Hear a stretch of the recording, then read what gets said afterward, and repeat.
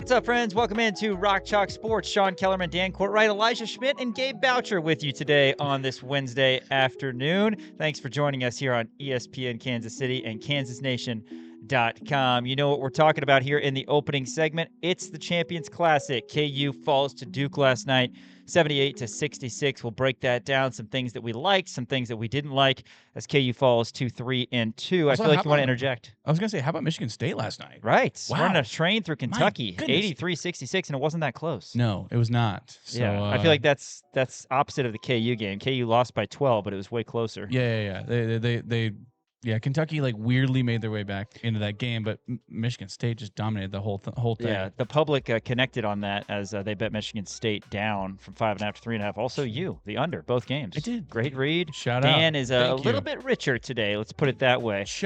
But we're talking KU Duke as KU's gonna have to start stacking some wins. That's the bottom line. That's the name of the game. But there were some positives that we're gonna get to here in the opening segment. Next segment, we're gonna hear from KU defensive coordinator DK McDonald, who has had a defense that at times has been really effective, and at other times has let some games slip away. I would say some dropped opportunities, and some end of game gaffes. I was gonna say, if you take away the last drive of the game, that was the best game DK McDonald has coached all year. But the last drive of the game happened. It did. And the KU offense. And you can't discount that. KU offense has not been helping them out. Big game, by the way, Saturday at 11 a.m. Really looking forward to that up at Jack Trice Stadium, 9:30, Crimson and Blue coverage on Sports Radio 810 WHB. Tomorrow and Friday, we're going to have extended football coverage for KU. We're going to hear from a bunch of players. We'll hear from DK, as I said today, but we'll hear from a bunch of players, Jim Zabrowski as well.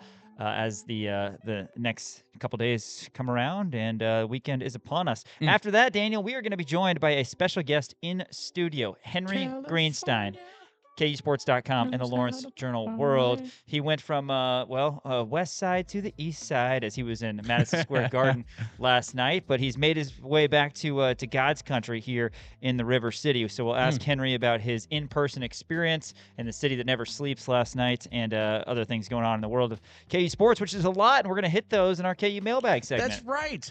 By the people, for the people, the KU Mailbag. You send us questions. We answer them to the best of our ability. Some of these are actually from last week. So I'm going to use those as well. We got a lot of stuff in here too. We got some Thanksgiving stuff in here. Let's see. You got some. Ooh, this is a good one. I'll give you a little precursor. Elliot, he said, who were some of your childhood crushes? I'll let you mull that one over. I got a couple. A couple come to mind, and I don't even have to worry about vocalizing them because I can assure you that my wife is not watching.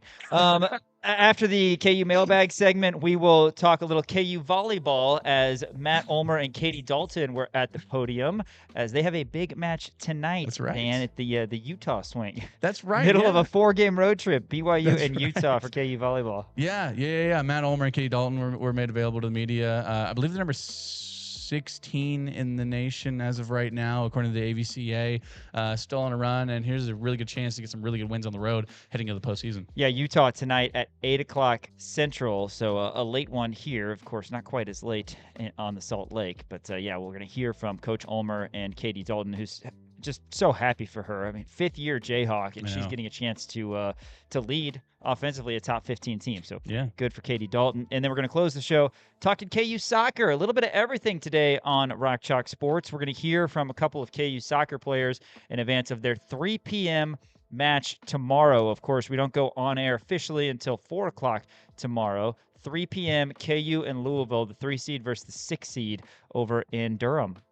Yes. Oh, you had to look like I thought you were going to talk. No, I wasn't going to say. But I said a lot of really, really accurate stuff. It's obviously huge, right? I mean, KU soccer in the NCAA tournament. I mean, it sucks that, Duke beat Elon, so now they're going to be hosting, unfortunately. But KU Louisville should be very, very exciting. Louisville is still a really good program, obviously.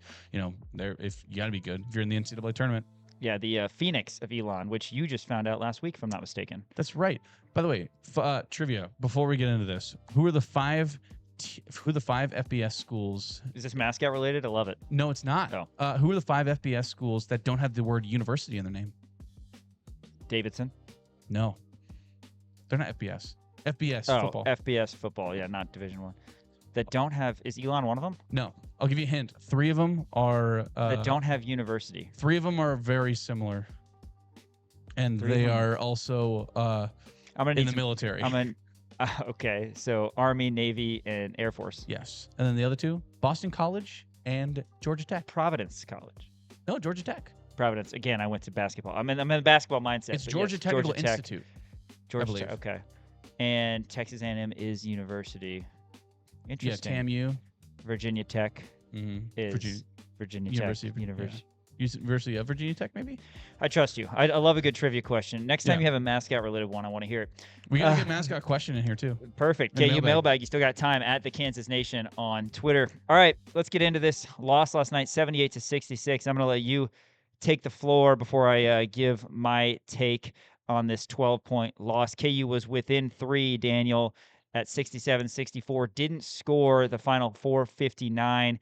End up losing by a dozen. Overall, your thoughts? So it's not often, I don't think ever, that I've come out of a 12-point loss for Kansas and said, I feel good about that. But that's the case right now.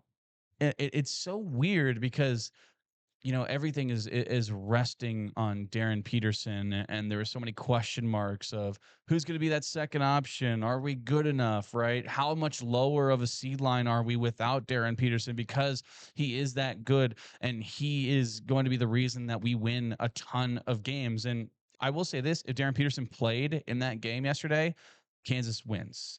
No doubt in my mind. Kansas lost by 12, but like you said, they kept it close. They kept it within 5 to 7 virtually the entire second half, right? It just felt like Kansas would always have something on the other end, and then bam, all of a sudden you'd see something down low for Duke. So Duke always had an answer, but it was hanging around 5 to 7 point lead there. Kansas cut it down to 3 with about 3 or 4 minutes left in the second half, and then Duke kind of went on a little bit of a run there, kind of got out of hand. Totally understand it. Bryson Tiller, fouled out, and you had Flory in foul trouble with 4 already, so he's playing a little bit, not as aggressive on the defensive end of the ball. So I get it, but the reason I'm coming out of this in a relatively chipper mood is because I really liked what I saw. There are a couple of things that really need to be improved, and these are things that are not new to us, right? It's 3-point shooting, just foul trouble with the bigs, that kind of thing. But I mean, you look at some of the guys who were able to step up last night with Trey White, prime number 1 story of the game. Trey White finishes the game with 22 points. He had 15 in the first half, 7 of 13 from the field, 2 for 4 from the 3-point line, 6 of 7 from the free throw line. That was something that we had talked about earlier on in the week of, hey, Trey White, his biggest attribute that he brings is he's aggressive. He gets to the rim, and if he does manage to miss at the rim, he gets to the free throw line because he's taking it up strong. And that's something that Kansas has really, really been missing over the last couple of years. So I want to give the utmost respect to Trey White. And I want to be the first one to say, I am sorry that I was not as high on you as I should have been, right? Coming into the season, I was like, yeah, he'll be a fine rotational piece, right? I kind of thought, I compared him to, it's a baseball term, a 4A player, but I compared it to, well, he's not big enough to play the 4, and he's not, skilled enough in terms of ball handling and shooting to play the 3. And he completely proved me wrong on both ends of that court. He was getting rebounds. He was making shots. He was putting the ball on the court. And we talked about his quick first step. He was driving to the basketball, a hard, aggressive player. So I'm really happy with the way that Trey White played, and I mean that right there is the biggest positive for me. A couple of more positives, I think, just on the defensive end of the ball. I thought Kansas did an excellent job. Right, Cam Boozer, this game could have got out of hand fast, especially when Flory Bidunga and Bryson Tiller both came out of the game with about 6 minutes left to go in the first half because they both had 2 fouls. Right, and we saw a lineup there, which weirdly enough had like Jamari McDowell playing the power forward position, and yeah, it wasn't great. Right, Duke went on a little bit of a run, and Dan Schulman even said it. He said, I do not think Bill Self has ever even thought about putting these 5 particular players in this order out there at the same time. But that's the thing that happens, and it really sucks. And I posted some thoughts on the game on Twitter yesterday, and that was one of the big ones. It said, Kansas is going to be in a lot of trouble if Bryson and Flory can't stay out of foul trouble, basically. So a lot to get into. I'll start with your Trey Yeah, White no, I comments. bounced around there, but you're yeah. good. Trey White, I don't know if he can be a bona fide star, but he's shown flashes, and I don't Sure. think there was any expectation for him to be a star, but loved what I saw from him. I'm going to get into that. But in regards to the game specifically, Kansas came out playing with pride Yeah. and playing with toughness.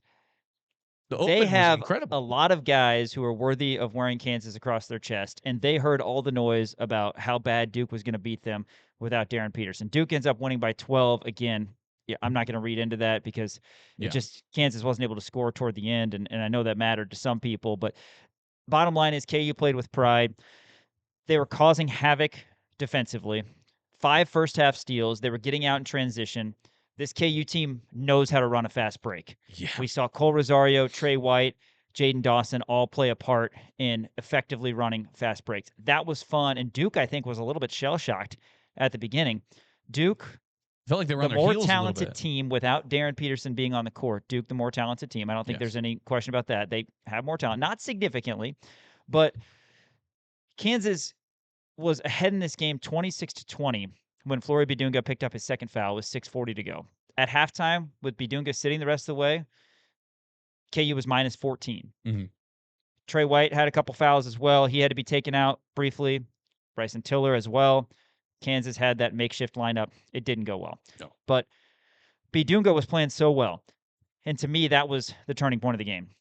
KU goes from up 6 to down 8 at half. Isaiah Evans hits a back-breaking 3 going into the break. All of a sudden, you're down by 8 when you've been in control, honestly, the majority of the half. And at the very worst, you've been in striking distance when Duke was ahead. Evans would then hit a big 3 at 69-64 when Kansas had cut it to 5. They had actually cut it to 3 when Melvin Council Jr. hit his first 3 of the season at the end of the clock. And then at 69-64, Kansas was primed for a stop. Duke had an out-of-bounds under, and 2 seconds on the shot clock. They get it in. Evans hits another 3. They go up by 8. Kind of a dagger, right? You didn't want it to be the case, but it was. KU ends up going, as I said, the final 4:59 without a field goal, and Duke ends up with the double-digit victory. All that being said, I love this team. I do too. Yeah. This team is so fun to watch. They're not perfect. No, we're not taking a moral victory. I'll go to battle with these guys, man. We have got some dogs on this team. We really do. You talk about Trey White. Cole Rosario is going to continue to be better. Bryson Tiller, even though he and Rosario both weren't effective, and you wonder what could have happened if they would have hit a couple threes in their 8 attempts. Those guys are some dogs. I think Jaden Dawson's a dog. I like the fact that Bill Self let Dawson play 28 minutes in this game. Marco, again, didn't really have it in limited time. He played just 6 minutes. Dawson provides more upside, plus he had a nice play on a steal and an alley-oop to Flory on a fast break. I like that too. Dawson's a dog. Bidunga, before he got his second foul in the first half, he was in the zone. I mean, we've seen what he can do. He's just got to be able to stay out of foul trouble and stay on the court. A couple massive posterizing dunks from Bidunga were great to see. And yes, KU shoots just 19% from 3, 4 of 21. Obviously, that's going to need to be improved. And the bottom line is, this is a roster that, while pretty much built to work around an all-world talent in Darren Peterson, I think this game, significantly more than the Princeton and Texas A&M Corpus Christi games, and maybe for obvious reasons, proved to themselves that they can play. That looked like a top 25 team without question last night, who was beating Duke for the majority of the first half. No Darren Peterson. Kansas went out and improved. And I think that's huge for these guys' confidence because, again, you hope to get Peterson back as soon as possible. And you can say, oh, yeah, let's see them play together without Peterson against Corpus Christi and against Princeton, and that'll be good. They get some minutes together. But this was Duke. This was a let's see what they can do. And I think they took it personally that people weren't giving them a chance, and they were right there the majority of this game without DP.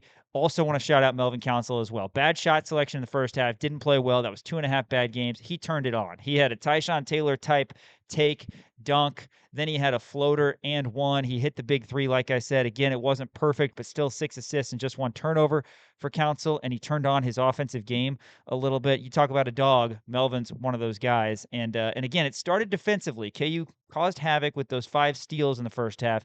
They were able to build a lead, but just don't have the depth, particularly without Peterson when anybody gets in foul trouble, to hang with Duke for the full 40. But if we play Duke down the line and we've got DP, there's no doubt Kansas is going to be right there with them toward the end. So I like what I saw. 3-2 is unheard of in the Bill Self era to have 2 losses this early. You lost at North Carolina and you lost to Duke. What did we say in the offseason, Dan? This team's going to take some lumps early. And we thought they were going to have Peterson. They had Peterson against UNC and they lost. Okay, there's one. You lost to Duke. You had won 5 straight years in the Champions Classic, and now you're 9-6 all time in the Champions Classic, tied with Duke for the best record. Kansas will be right there in February and March. Get Peterson back, hopefully next week in Vegas, and I think just this game last night could be huge for Kansas. And last thing, because then I want you to have your chance to talk.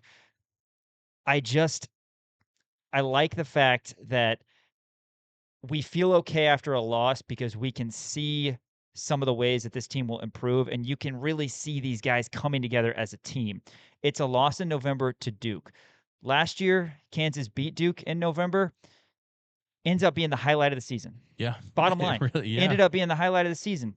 Now it's a loss to Duke. There's going to be a lot more highlights to come for this Kansas team down the road. Yeah, especially with Darren Peterson coming back, right? And I know that's what everybody wants us to talk about is, when is Darren Peterson going to be coming back? And I truly think it's a day-to-day thing, right? I do genuinely think that the kid is a competitor. He wants to be out there on the court.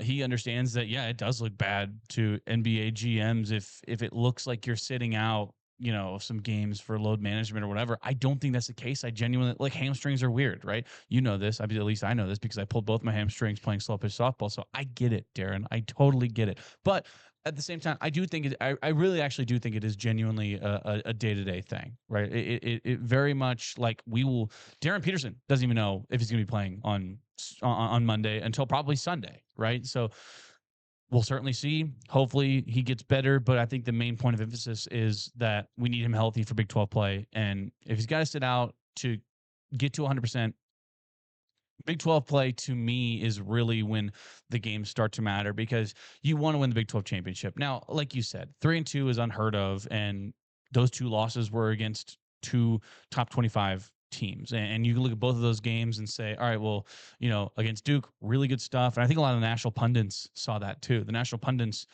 they gave Kansas no chance. They're like, they're going to get, their stuff kicked in by Duke, and Kansas hung around and they really made it a game. And they started off hot, kind of got Duke on their heels. Farby Dunga was great. And you look at the North Carolina game, and North Carolina just, couldn't miss basically in the second half. Defensive effort was a little bit wonky there for Kansas, but Kansas throughout the entire year has really been good on the defensive end.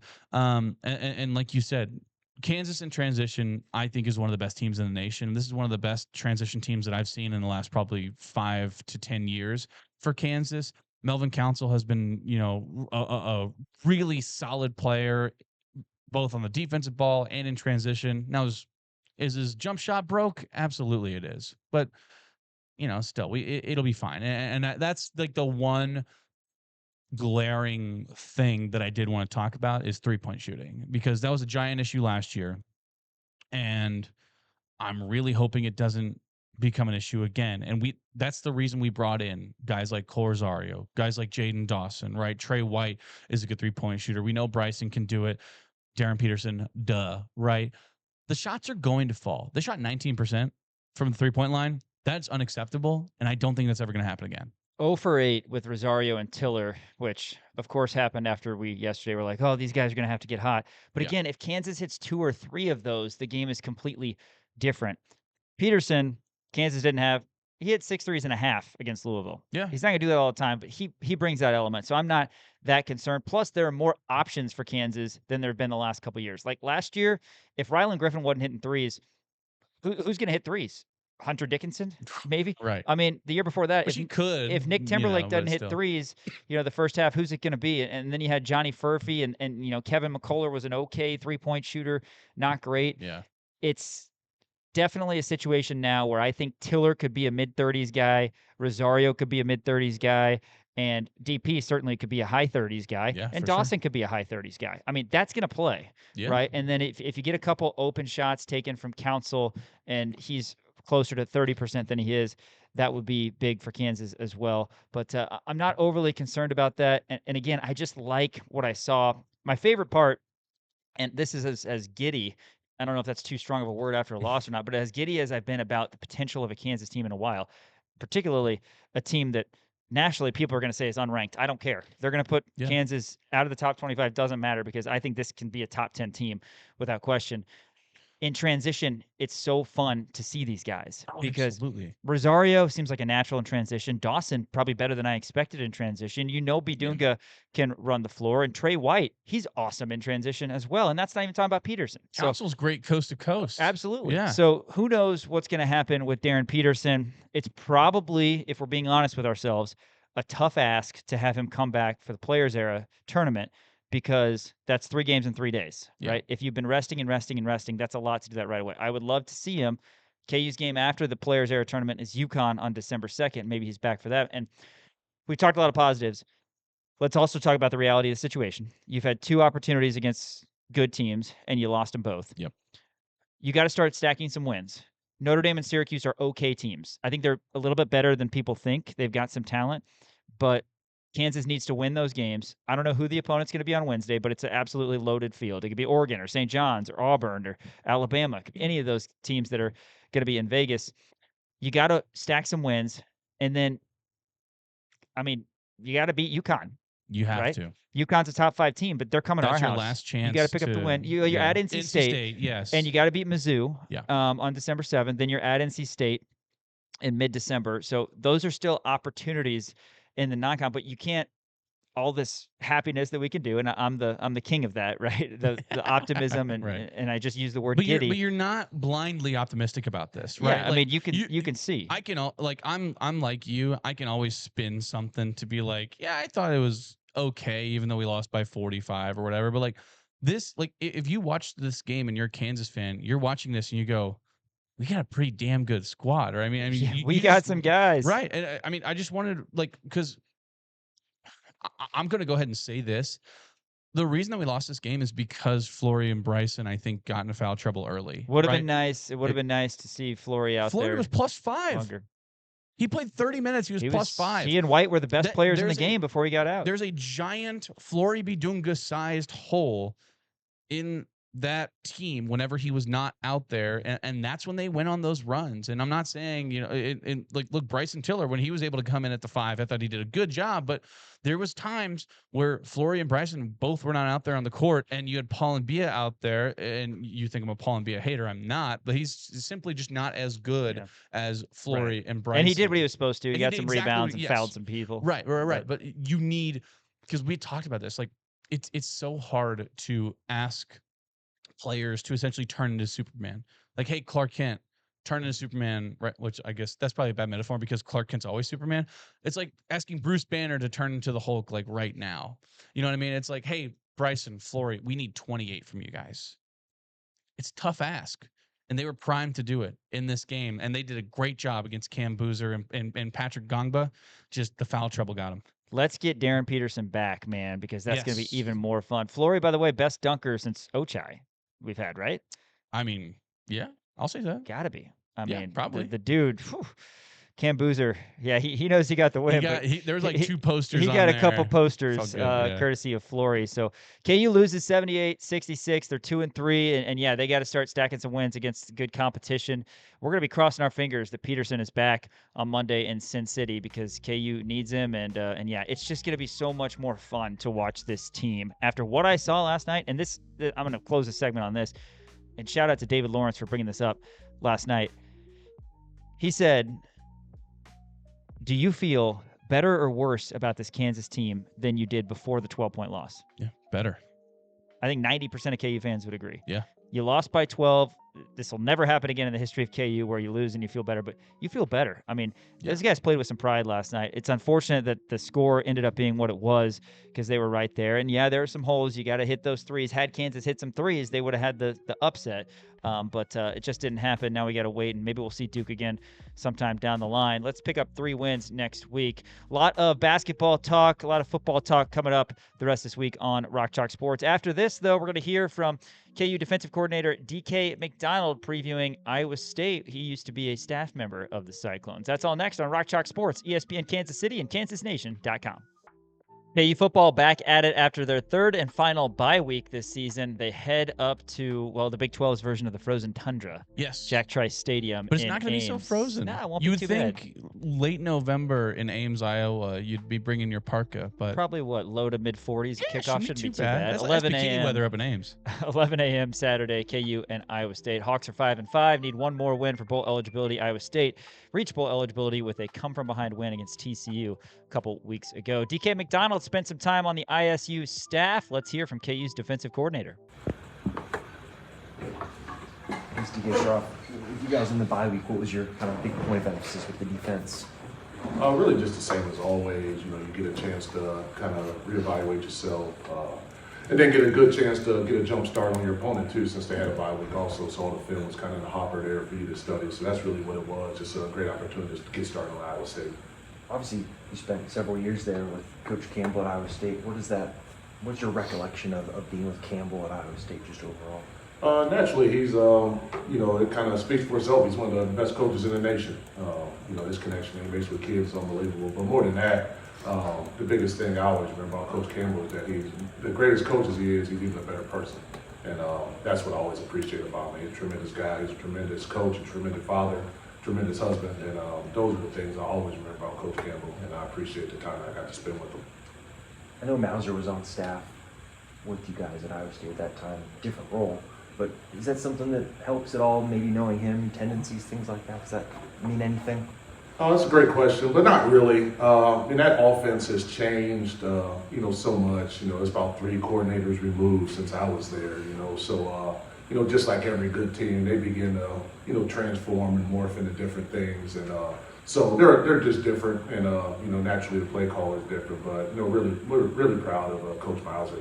Where he started from and where he is now is just an unbelievable story. And, he's a good friend. He's a great coach. So I'm really proud of him. Look forward to competing against him here Saturday.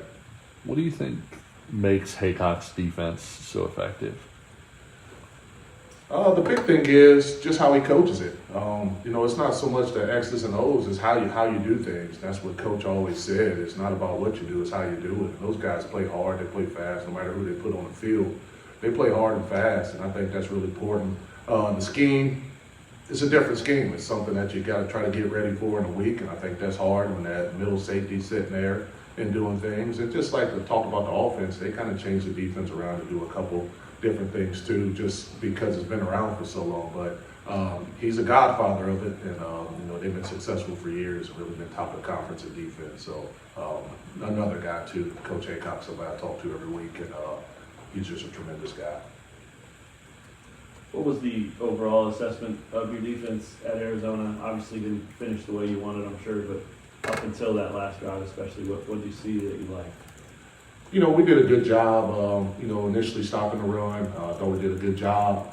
In the pass game too, I don't know how many yards they finished up with, but I thought we did a pretty good job there. And then, the rushing coverage kind of worked together during the game, so that was good to see. We had some covered sacks.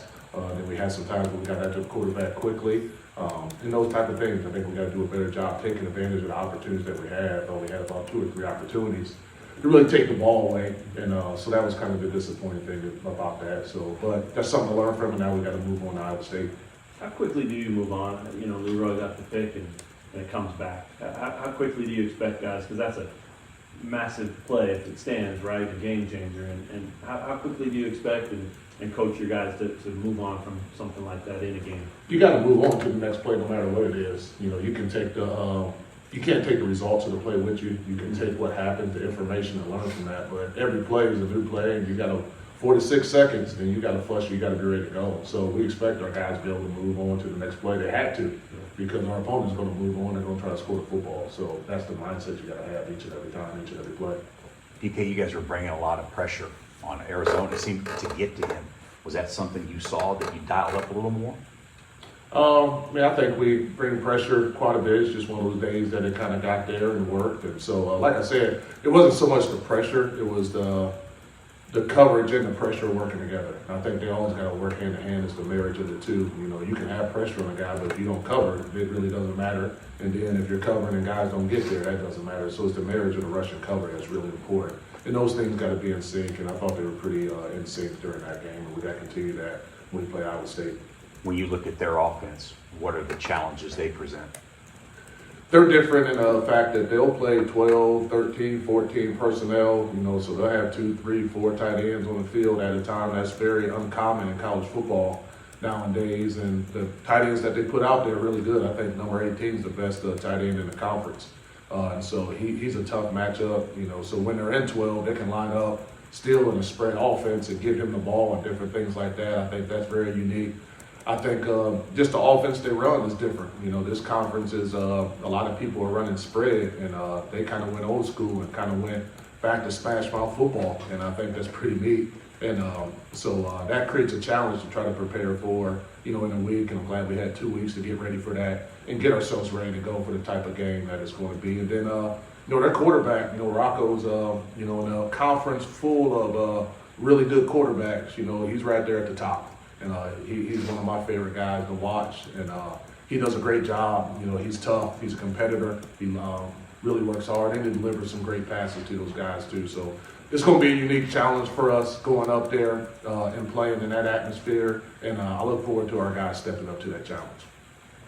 You said you're happy you got 2 weeks to prepare. How do you manage the physicality, I guess, of preparing for a team that's going to play 3 tight ends or play bigger like that when you have a bye week? So how do you go about kind of managing all of that? Yeah, you got to start preparing. You know, last week we started preparing for it and getting ourselves ready to see, you know, the amount of tight ends we're going to have out there. And then, you know, that's the big advantage of it. And then seeing all the looks that they're going to give you and go from there. And football's a physical game, so you got to be able to front up, wrap up, and start to do that in the game. You know, you're not going to be great at tackling if you don't do it, you know, during the week. So last week was a good week to do that. Then give the guys a couple of days to get their bodies back, and then start back with it yesterday, ready to go again. So we had a good practice today, and need another good one tomorrow to get us going ready for Saturday up there at Ames. Dak had some good plays against Arizona. Coach Apple talked a little bit about his journey this year, but from your perspective, what sort of growth have you seen from Dak over the course of the year? Yeah, Dak's kind of the definition of what you want in a program like this. You know, he started off, you know, as a freshman and kind of growing and different things like that. This year, you know, being in the position he is, you know, kind of behind Leroy, and then, you know, kind of behind some other guys there. Now he got his opportunity. It was fun to see in the game, too, because, you know, those weren't just like him working a great move and getting a sack. Those were second effort plays that he had. He got chipped on both of those and just worked really hard to get there. And that's just an example of just a guy just straining and wanting to get to the quarterback. There's another example, too, just what I was talking about, just about we covered long enough to let Dak get there. So I look forward to him. I mean, that kid has such a bright future. And if he continues to work and just put his head down and grind, man, he could be an unbelievable player here for the Jayhawks. What about his skill set makes you think he's a bright future? He has a natural way of rushing the passer. He can bend very well. He can turn a corner. He has natural strength, you know, functional strength, you know, that he can transfer from the weight room to the football field. Some kids don't have that. You know, and then he has just some intelligence on. He has a plan when he rushes, and then he has a counter. And I think all great pass rushers have that. He's able to execute that from a drill to like you saw in the game, which was fun to see. You talked about the marriage between the pass rush and the coverage. What did you see from the coverage and from the DBs in particular? I just thought they were sticky in coverage. They were tight. They did a good job. They also did a good job of taking, you know, stuff from the film room to the field too. And that's fun to see for guys, especially for young guys, especially because young guys sometimes are just out there playing a little bit. And they understand that because everything's new and the game's moving fast. But I think for some of those guys like Austin, you know, that game is slowing down a little bit for him. Saeed got a chance in the second half to come out. He's been playing really good for us the second half of the season. You know, Jay Todd, I thought, played probably one of his best games, you know, that he had. And was unfortunate for the pass interference call. But other than that, I thought he played a heck of a football game. So I think for our young DBs, I think that game's starting to slow down a little bit. And that's fun to see. And I hope we can continue that this week up in Ames. Lance mentioned Jaleel Hurley as a guy that's maybe starting to take some steps as well. Yeah, just another guy who's been working, and you know, Jaleel's still a young guy for us, you know, and so he's another guy. He's been practicing his butt off, and it's fun to see those guys who've been really working hard in practice now is starting to show up in the game for him. And so, like I said, Jalil's just another guy of that example who's been practicing his butt off, and I think it's starting to show off on the field. I'm really happy for him. Anything else for Coach McDonald? That's KU defensive coordinator DK McDonald. We're going to hear from offensive coordinator Jim Zebrowski, as well as 4 KU football players as the week rolls on. Big one, trying to clinch bowl eligibility at Jack Trice Stadium on Saturday. After this, the California Kid comes in studio. Henry Greenstein, KUSports.com and the Lawrence Journal-World. Ask him about everything going on in the world of KU. That's next on ESPN Kansas City and KansasNation.com.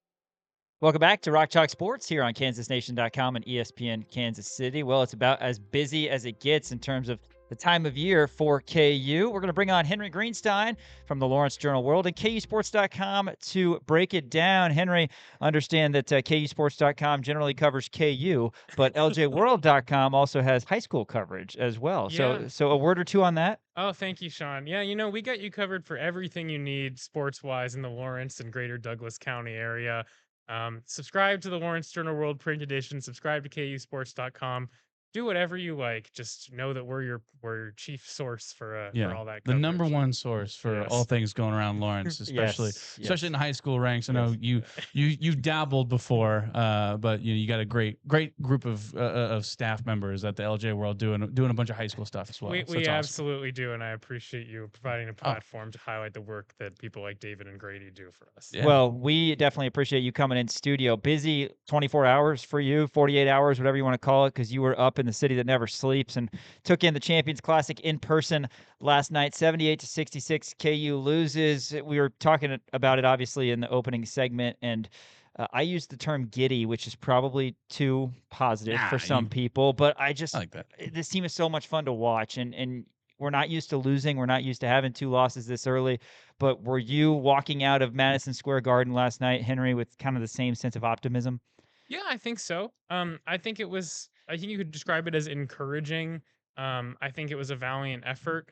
I think there were obviously clear deficiencies. Like, certainly they need to shoot a lot better. They need to find a way to get defensive stops when they need them. I mean, if they get just one defensive stop in those last 5 or 6 minutes, well, I guess the last 5 minutes they couldn't make a shot. But if they get one defensive stop between the 10 and 5 minute marks, they probably tie the game and maybe take the lead. So obviously lots of things to work on, but you have to like the Trey White suddenly morphing into 2022-23 Jalen Wilson or 2023-24 Kevin McCullough, which would mean a lot for this team if he's able to be that kind of player.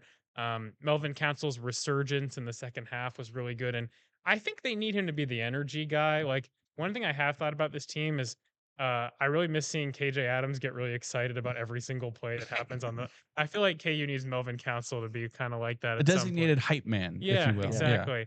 But he's such a fun player to watch because of how fast he is and how committed he is to laying his body on the line and stuff like that. Jaden Dawson seems credible, I would say, is a good way to describe him. He's looking a little bit better. Lots of good things to draw from it. The big men foul trouble. We're going to be talking about this all year. This is going to be an eternal topic, especially if they keep starting 2 big lineups. I mean, Flory is obviously the best player on this non-DP edition of the team, but he has to be on the floor in order to serve in that capacity. And once again, last night, didn't really get the chance to. I have to credit him and Bill Self for letting him be out there for the final 7:28 in the second half after seeing how poorly it went with him off the floor for the final 6 minutes or whatever it was in the first half. But that's what changed the game. I mean, KU was up 26-20 and then allowed a 21-7 run heading into halftime. And of course, it wasn't just Flory, because Tiller also had 2, and then Trey White picks up 2, and then Self puts Trey White back in. He hits a 3, and then that 3 before halftime from Isaiah Evans made a big difference.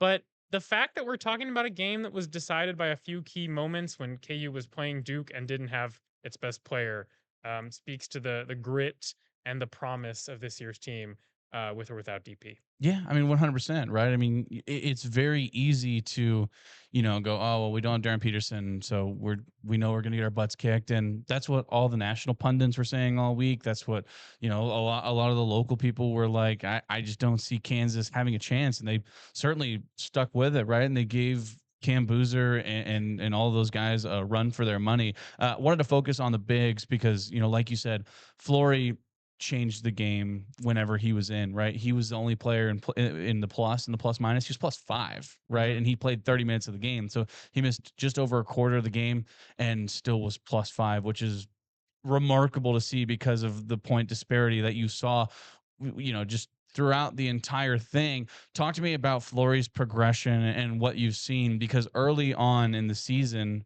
we saw him kind of getting pushed around and he wasn't playing big enough. And Bill Self made note of that many times, saying our bigs don't play big.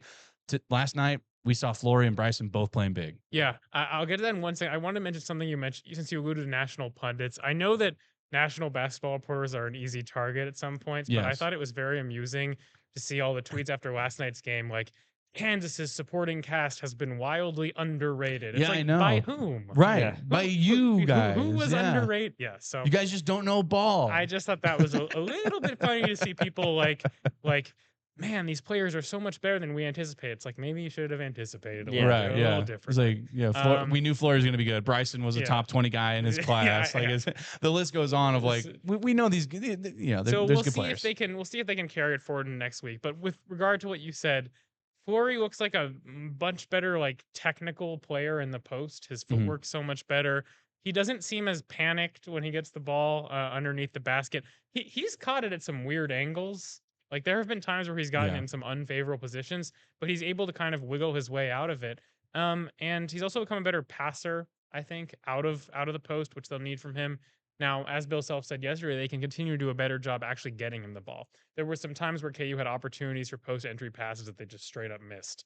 But pairing him with Tiller, who has the ability to stretch it, teams that, it's unfortunate for KU that its first two big tests of the year were against teams that run really tall lineups with impressive post players.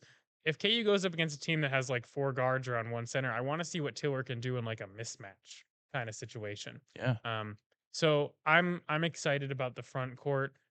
Again, they need to stay on the floor. Like, they have to actually be out there to be functional. But and Tiller needs to be more consistent. But Flory absolutely starting to show the vast improvement that everyone knew was necessary for KU to be as good as we think they can be this year.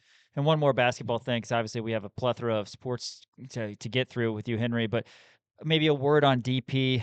Bill Self, in my opinion, optimistic in his post-game interview with Greg Gurley, said he thinks that KU will get DP back sooner rather than later. And then just talk about the importance of the rest of the non-conference season, because you do have some tests coming up, Syracuse and Notre Dame, and then probably a really good program after that. That's next week.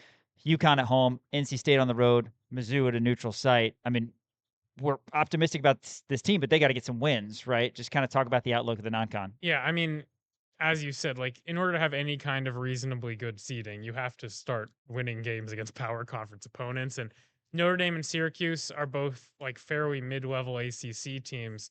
So that would be a good place to start for these guys. And, the third team they play against, it depends how well they do in the first two. That's how it works in the Players Era. They'll be paired against a team that's next to them in the standings. So hopefully it'll be a fairly evenly matched for them. A fairly even match, that is. I know there are teams like Alabama and Gonzaga in there. On the other hand, if they do poorly, they may find themselves against someone like a UNLV or something. So it could be anyone. As far as DP is concerned, my thing is I have a hard time envisioning how he could be available for Vegas if they're not even reevaluating him until Friday. If that's the point where they say, like, let's say they get to Friday and they say, oh, it's great, he can go now. Well, he still hasn't been in practice much recently. So can you get him in practice enough that you feel confident playing him on Monday against Notre Dame? I'm not sure. It would be kind of fun if KU doesn't play him against like Notre Dame and Syracuse, and then on the third day when everyone's tired, they unleash Fresh Darren Peterson. I'm just saying, something to think about maybe. But no, so from that perspective, I kind of have a hard time envisioning him playing in the Players Era. But on the other hand, if he can get in a good practice Saturday or something, but we'll see what happens. It kind of feels like a lot of people are coalescing around UConn as the consensus for when he would come back. Obviously, from a selfish perspective, I would like to see him play basketball, so I would enjoy seeing him play in Vegas. Join the club, sister. So we'll see exactly what happens. Obviously not an ideal way to start out the year for either him or the rest of the team. They got to build a rapport. They need to know what the dynamics of the team are like with DP out there and how it frees up them to make plays, the rest of the Jayhawks, that is. So they'll get to that point eventually. They just need to hope that when they do get to that point, they have some more wins under their belt. Yeah. Henry Greenstein, KSports.com, and the Lawrence Turner World. Henry, like Sean said, a plethora of different things. Probably the biggest thing going on right now, because it's the postseason, KU soccer taking on Louisville out in Durham, North Carolina. Tell us a little bit about just Kansas's win over. I know you're probably pretty torn up about this because it was Cal Baptist. I know you're very familiar with all the teams out there. Tell us a little bit more about what you saw out of that win and Kansas's chances to make an extended run in this NCAA tournament. Yeah, I think the Cal Baptist match was solid, if unspectacular. Like, they got the job done. They scored early, which was a big key for them. That was probably the best thing they did, is get a goal in the 4th minute with Sage Wimes. Rest of the time, I mean, there were some really well executed plays. The counterattack between Harema and Faith Johnston was masterful, and they needed that because they were kind of on the back foot in that period of time. But as Nate said the other day, his coaching staff he wasn't super happy with how it went, and they still won an NCAA tournament game. But as he said, like, they could have chosen to just kind of write it off, the NCAA tournament game. They got the win, whatever. Or they could have chosen to take certain aspects of his teaching points and try to improve in that way. And that's the way they ultimately went for it. So we'll see how much they grow from that experience. A much tougher test coming up with Louisville, a seeded team with a veteran coach that Nate Lee's well acquainted with from his time in Cincinnati at a variety of different schools. They encountered Louisville all the time. They competed for numerous recruits with the Cardinals. They played them in spring games all the time. It'll be interesting to see from a Louisville perspective, like, how do you take your knowledge of Nate and what he does, but you're now playing Kansas, which is a very different kind of roster. And honestly, this team has the chance to take him and his staff beyond even the stage that they progressed to while at Xavier. So should be a great game coming up. I think the kickoff time is really silly, making it like a 3 p.m. game. Yeah. I have a hard time believing that a lot of people are going to be able to tune in to watch that, which is unfortunate. I think KU has all the firepower, but this is uncharted territory for them.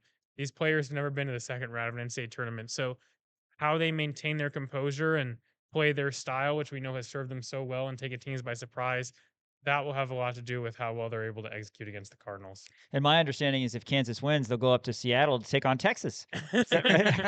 No, just kidding. I think I understand how it is. Yeah. Beginning in the round of 32, it's a pod like in baseball, what baseball has in the round of 64. There are 4 teams in the Durham pod right now.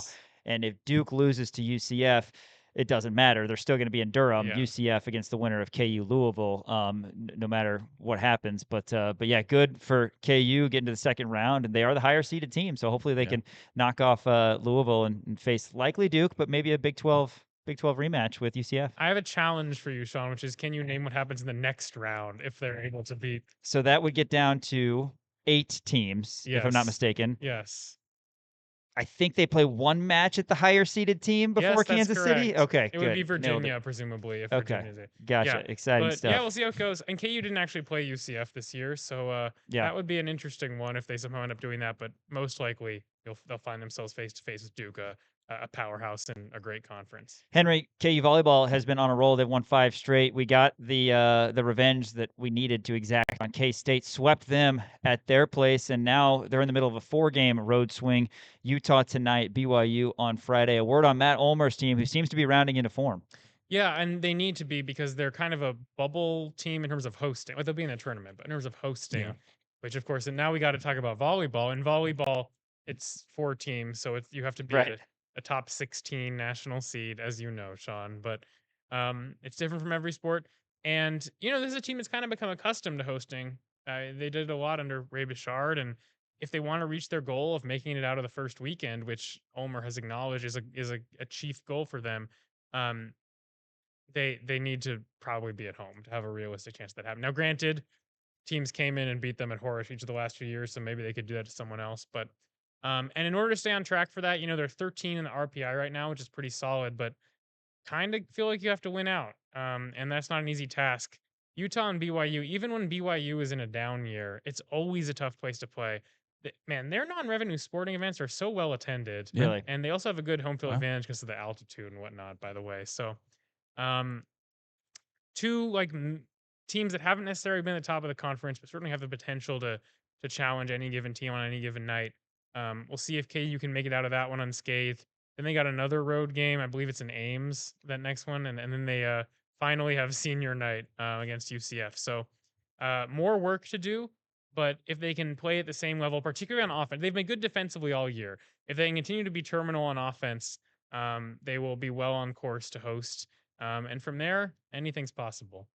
Henry, wanted to flip it over to football, something we haven't been able to talk about over the last couple of weeks because they were on a bye. And Kansas 5-5, looking for that 6th win. Obviously, this is huge. Iowa State, they have not been good in this back stretch, right? Kind of a team that we all thought was going to be, Big 12 championship contenders, kind of falling apart. But I still think Rocco Beck's good. I still think Matt Campbell, a really good coach. A lot of injuries on that side. Gives a preview of this KU Iowa State game and what we can expect to see. Yeah, I mean, you have to feel kind of bad for the Clones in terms of how these injuries have taken their toll. And they got like 4 defensive backs who are going to be out for this game. They had 3 all-conference players in the preseason. One of them played 4 games, one of them played 5 games, both out for the year. Jeremiah Cooper and John Tez Williams, who were great DBs back there for them. They still have Dominique Orange, who's a local kid and KU recruited and is a big force at nose tackle. So that's definitely someone to watch out for. But I mean, Will McLaughlin, who's a linebacker, is out for the season. Gabe Burkle, who's one of those tight ends they use so well, is out for the season. Matt Campbell announced yesterday. So the hits just keep coming. Now, I will say, we'd be looking at this game quite a lot differently if Iowa State had not managed a punt return touchdown against TCU in their last game. Yeah. We'd look at it differently from a couple of reasons. First of all, they'd be on a seemingly endless losing streak. As it is, they're actually on a 1-game winning streak. Also, they would also be fighting for bowl eligibility, whereas now they already have it in hand. You kind of feel like maybe the intangibles are with the Jayhawks because they are the more desperate team. They have more money to play for. Now, granted, it is Iowa State's senior day. Didn't go too well for KU playing on Baylor's senior day last year, but as Lance Leipold said this week, you got to kind of weather the initial rush of emotion that comes from that. Jack Trice is never an easy place to play. Could this be the year that ISU figures out the Lance Leipold era KU team? It might be. But especially with the injuries, it just feels like KU has the advantage at a lot of positions. Like, for instance, KU's offensive line this year has not been as great as in years past. I think it's fair to say. Like, they've been solid, but they haven't been as great they were the last 2 years. Iowa State has virtually no pass rush this season. They have 10 sacks in 10 games, and their PFF grade is pass rush is like 126th. So Jalen should have plenty of time to do what he wants. If he can pick apart those coverages, which are difficult to do against John Haycock's 3-3-5, he should be able to succeed. The one thing that has me, I guess, that gives me a little pause is Leipold's comments about the run game. And tonight, when the first availability report comes out, we'll maybe have more a sense of what he's talking about. But man, KU was benefiting so much from having both Daniel Highshaw and Leishon Williams healthy. And the way Leipold said they're not where they'd like to be leads me to believe that at least one of those guys is not going to be in perfect shape for this game. And that's just not a good outcome. KU didn't run well against the 3-3-5 first couple years, but last year they actually got some decent running room. And of course, Devin Neal set the all-time rushing record in the game against ISU last year. And part of what allows KU's motions and shifts to be effective is the idea that they could run either a run play or a passing play out of it. And when they're one-dimensional, that just doesn't work as well. So we'll see exactly how things unfold in that respect. I kind of like this matchup for KU, as I alluded to earlier, but as we've seen this year, you can like something in theory and it doesn't necessarily play out that way. So we'll see what happens. Yeah, KU, to your point, has beaten Iowa State 3 straight years. It's so interesting because I think I kind of care as a fan of a program what an all-time series record is against another program, just in general, just to know. But something that I don't buy into at all is like a long losing streak or winning streak, or Kansas hasn't beaten Kentucky in soccer since 1990. Like, Right. like who cares? That doesn't affect any of these guys at all. Or like, does that? So maybe there's something there when you have the same coaches and it is recent. But Kansas, I think it's more important that Kansas is going up against a team that doesn't have a great pass rush, to your point, and is going up against a team that does have a lot of injuries. More important, certainly, than the 3 straight wins, but maybe that's good energy for KU heading up there. Henry, we could talk to you for hours, but one word from Kansas women's basketball, big game tonight against Minnesota. Minnesota just outside the AP top 25. I think they'd be 27th. Really good. KU got a nice win over Mizzou. They're 4-0. Should be good energy tonight at Allen Fieldhouse. Just a word on the matchup. Yeah, and I mean, after the way they played in the border war, it's kind of redefined my perception of this team. I thought they were going to, I mean, we'll see what happens tonight, but I thought they were going to take longer to gel. But playing against an SEC team that should be at least viable this year, they play to a much higher level than they had in any of the games against mid-majors. So maybe they'll play up to the level of their competition again tonight. Maybe they'll have a good enough crowd in Allen to kind of feed off of that. Obviously, as you mentioned, Minnesota is really good. I think, fringe top 25, but I think like Bart Torvik has them in the top 15. Wow. They should make some noise in the Big Ten this year. And, KU's taken care of some of these Big Ten opponents. They obviously beat Penn State in a thriller last year in December. This is coming at an earlier stage in the calendar. And KU still has a lot of young players who are trying to find their way. Someone who seems to have already found her way is Julia Davis. I think this could be a big game for her. Minnesota's good on the glass. She's going to have a big role to play in kind of forestalling that. It has been comforting, I guess, to see that Elle Evans is back on track. And now KU's got like 4 legitimate players who could score 20 points on any given night. That's not something that's been the case in recent memory. And of course, I'm talking about Nichols, Evans, Davis, and Reagan Williams. Yeah, the law firm. Yes. The law firm. Yes. Except law firms don't usually include 3 people's last names and 1 person's first and That's last true. name. You botched it. Other than that, yes. But no, a fun team to follow, and I think the excitement will build even further if they're able to get another win tonight. Yeah, absolutely. Well, Henry, appreciate your time. Understand you're going to be in Vegas for the Players Era next week. A lot of road trips when you were young from Orange County up to Sin City. I'm not sure where you got this Orange County thing. I thought you were from. What's the county? I'm from Los Angeles County. Yeah, it's essentially Orange County? Essentially Orange County. I thought Los Angeles was in Orange County. In the Bay Area. Am I wrong right? about this? You guys are very much a pair of geography for Kansas the insane. kids. I need to read up on my California geography. I did not make a lot of trips to Las Vegas as a youth. I did when I was very young, but kind of it's a place you inevitably find yourself having to go as a sports writer because now every event takes place there. Right. That's true. Hey, I want $40 on black 8 on the roulette table. So Give just me let red me know. 18. But let me know after the fact when it hits, and then we'll settle up after that. Henry Greenstein, KUSports.com, LJWorld.com. Always appreciate your time. We'll chat soon.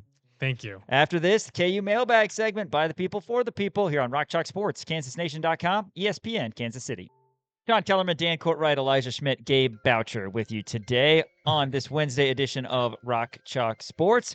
By the people, for the people, the KU Mailbag segment. Dan, who's kicking it off? We're going to kick it off with Adam. Adam wants to know, is Kansas going to finish with a winning away record? The last time they did that was 22-23 season.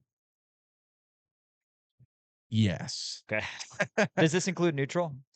I'm gonna go ahead and say no. Let's see. So we are already 0-1 on the road. Okay, and you're at NC State, and At that's NC State, that your could be only tough. other road game in the non-con, right? Yeah.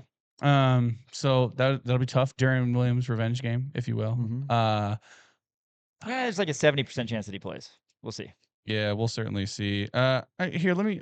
Gosh, I probably should know this off the back of my head, but I'm just gonna pull this up anyway. So Kansas will be on the road. I guess Mizzou doesn't count, right? That's Well, yeah, you just said neutral. Yeah, so that's a neutral site. So you're at UCF to open it up. That's a win. I think Kansas gets that done. Then you're West Virginia. That should be a win. They're trending up, though. Yeah, I know. That really sucks. And you got Colorado, going to kill them. K-State, going to kill them at Bramlage. Then you're at Lubbock. That's probably a loss. I'm going to go ahead and chalk that one up as a loss. Are you keeping track of this? At Iowa State. No, I already have a winning record. I think that they will have a winning record on the road. Okay. I genuinely think that they will, especially now. I hate to, because I just sound like a broken record, but if Darren Peterson is healthy, then yes, absolutely, without a doubt, 100%. If he's not, I still think they could because of what we saw yesterday. Well, I'm going to assume that he's going to be healthy by conference play. I'll say a loss at NC State. They're a top 25 team. Interesting that KU, all 3 teams in the triangle they're facing this year, UNC and Duke, need the NC State game to go a little bit better. Last year, of course, 3-0 against those 3 teams. But yeah, kind of going off. Also, I'll say 0-2 after the NC State game, and then do you think NC State's a loss? A win against UCF, a win against West Virginia. So then you're 2-2. Win against Colorado, 3-2. I say we beat K-State this year. 4-2. They can score a lot I of think points. we But I beat think K-State at we're their due to place, get I them. think. 4-2, 4-3 after a loss at Texas Tech. 4-4, you lose at Iowa State. 5-4 after you beat Oklahoma State.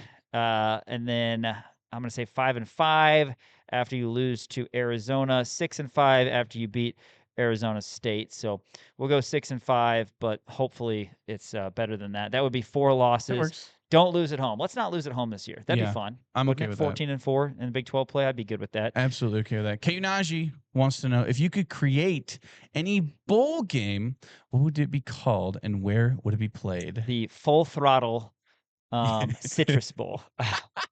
You do There love already your is a energy citrus. drinks, man. There already is a citrus bowl, but do it's a your citrus energy drink. drinks, do they come with like tongue tattoos? No. But you know They're- what they would are be for really cool is 12-year-old if they had a children. skateboarding lizard on the side. You've never even I've been thought of that. I've been utilizing that one. You've The never thought skateboarding of that. lizard. Yours definitely would be create any the bowl game. Oh, you know what would be good? Like the Lucky Charms Bowl, Cinnamon Toast Crunch Bowl. That'd be good. I think they should bring the Cheez-It Bowl back. That was a fun one. I'm a big fan of the Pop-Tarts Bowl. Assorted Nuts Bowl. That would be a Huge good fan. one. That would be a good one. Dollar General, because I love weird bowl games. I just want something that goes in a bowl. Like, what else do you put in a bowl? The chili bowl. Yeah, why not? The chicken noodle soup Skyline bowl. chili bowl.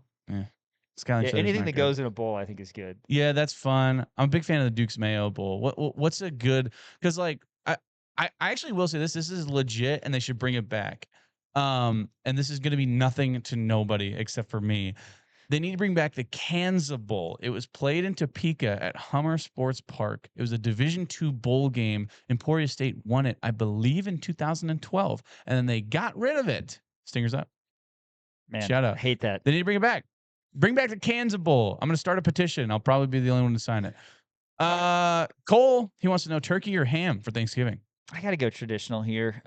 Sure. I do prefer, like, if you get a really, really, really good honey ham Yeah, and a little bit of yellow mustard on there, right, Gabe? A little yellow mustard on that honey ham. Yes.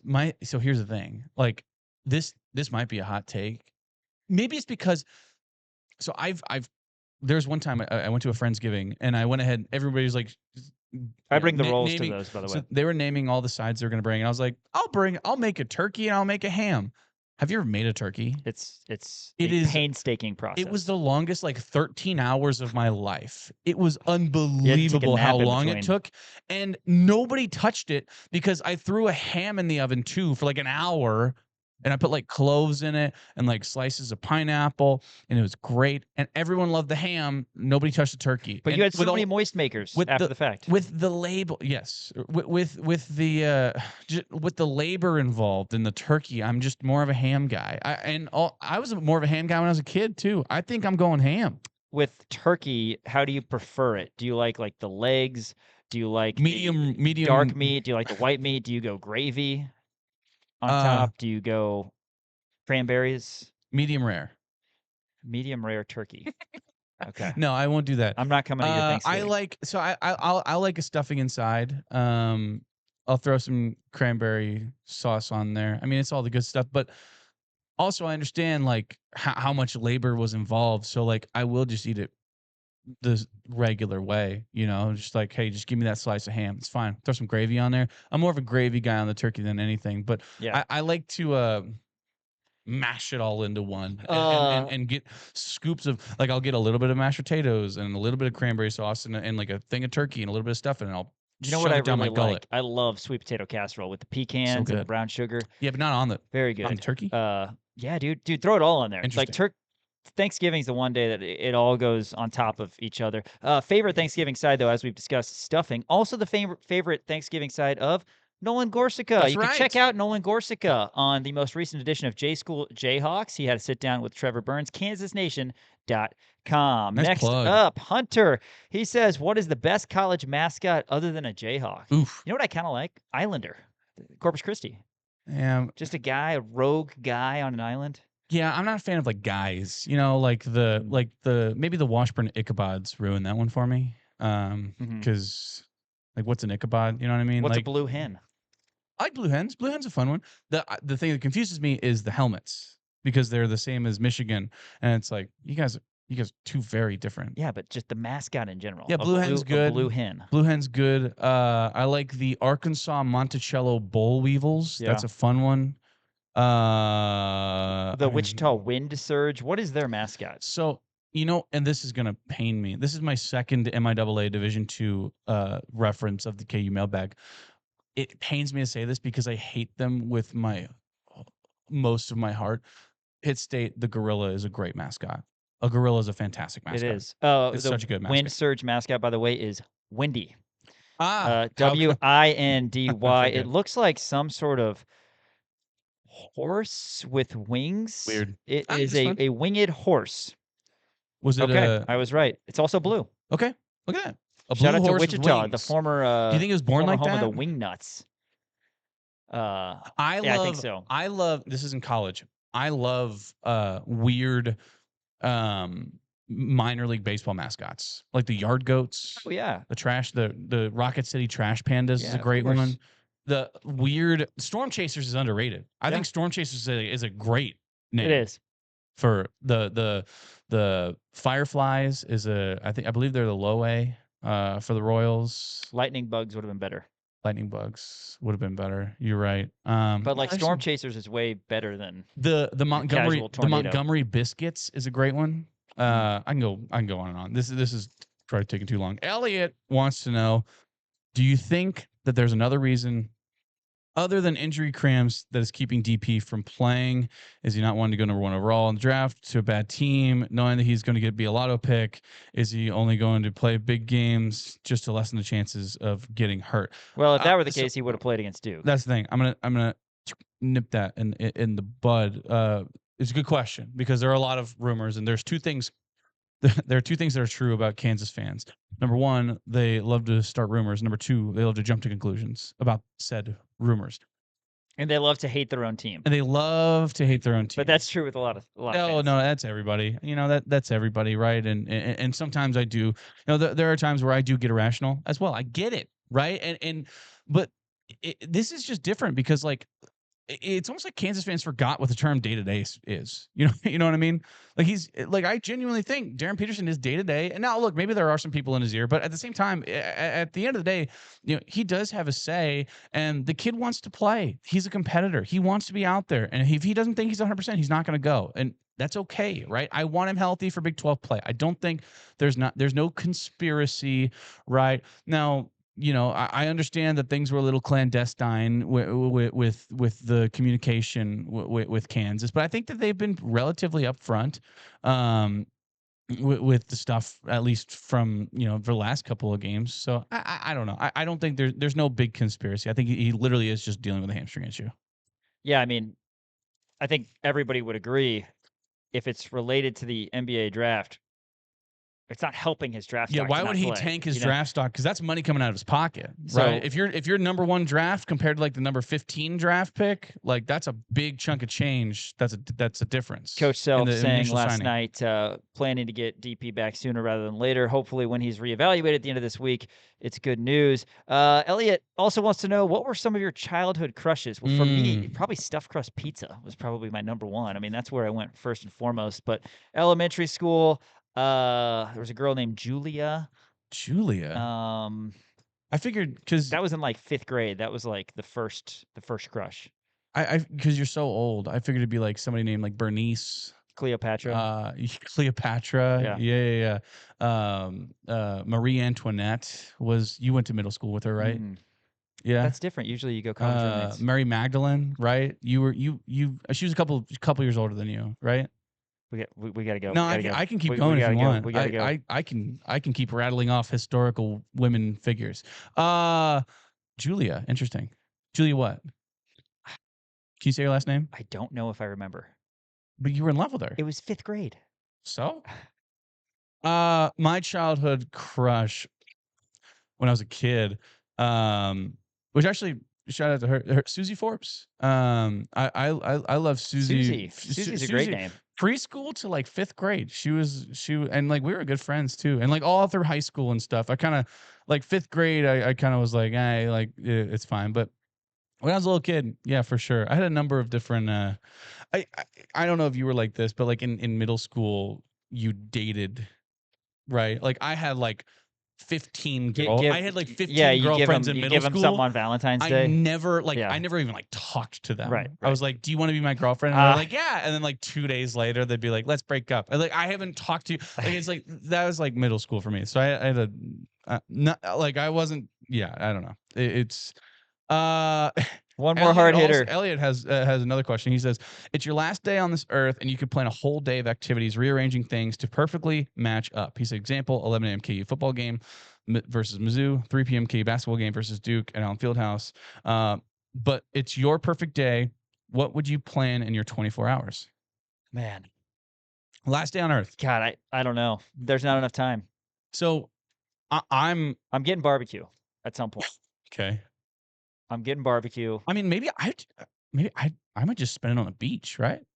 Yeah, that's a great choice. Like just the whole 24 hours, just like spend it just relaxing. Because I Yeah. haven't relaxed since like the first Obama administration. Oh, please. Please. I Your haven't job been able- job is I haven't so been your able to job let is the so hair down in a long painstaking. time. Yeah. All right. Well, Beach is a I'm good choice though. Yeah, just- somewhere just tropical. beach. But And yeah, I would But want like a constant rotation of like fruity drinks that are like in a coconut. yeah. And you'd have to somehow Swirly fit in straw. a game at Allen Fieldhouse. Yeah. You'd have to. Sure. Put the beach in Allen Fieldhouse. I'll put it on my credit card that Put I'm not going to Allen pay Field, off put because Allen it's my Fieldhouse last on day the on beach. Earth. Put Allen Fieldhouse on the beach. Yeah. That works. Of course. Cody, he says, you have 1 year to improve your bench press by 45 pounds. If you get it, you get $1 million. And if you don't, you lose your pinky finger. Do you take it? He also he also said no steroids. Totally. You think you can improve your bench press by 45 pounds? Yeah, especially if I get a personal trainer. Yeah. I mean, I have no idea 45 pounds is not a lot. What do you bench press right now? Right now? Yeah. Not good. I haven't. Back in the day, I was like, back in the day, I was over 400. Really? Yes. But right now you could do like 250. Yeah, easily. Yeah. No, I'm floating around like probably 275, 280 Okay. right now. I haven't done it in a long time. I've done it, and I don't even remember the last time. That's like a one time. But like my bench press has gone increasingly down. And this, by the way, this is when I was in football. Like I had like an actual, like I was playing football and I had an actual like coach and that kind of stuff. So, but 45 pounds is not a lot. Yeah. Easily. If And also, this like, were like 75 pounds. if I don't do it, like they cut off my pinky finger. I mean, I don't know. It's fine. That's not like super high stakes, right? It's your pinky. If it's your thumb, that's a different story. You need opposable thumbs. How else am I going to grip a hamburger? You know what I mean? Right. That's my main right concern. after you're at the gym. Yeah. Adam, he wants to know if you could have a dream NIL deal, what company / product / service would it be with? That's a good question. I got one. Maybe. Johnny's Tavern. A great local sports bar, one of 13 locations from Raymore to Topeka. Shout out to Johnny's. Shout out. Man, I don't know. That'd be a good one. Would it have to be like a national sports media? I don't know. Like a cop out would be ESPN or Sports Illustrated or something. I think CBS. Maybe like a bank, and they just give me money. Or restaurant, give you food. Yeah, well, like that's you said, the thing. Johnny's, Like that's why I Chipotle. said Johnny. And Yeah. like a restaurant would be ideal, but at the same time, like I like to change it up every once in a while. Johnny's is a pretty diverse menu, but that's fair. yeah, I'm gonna go.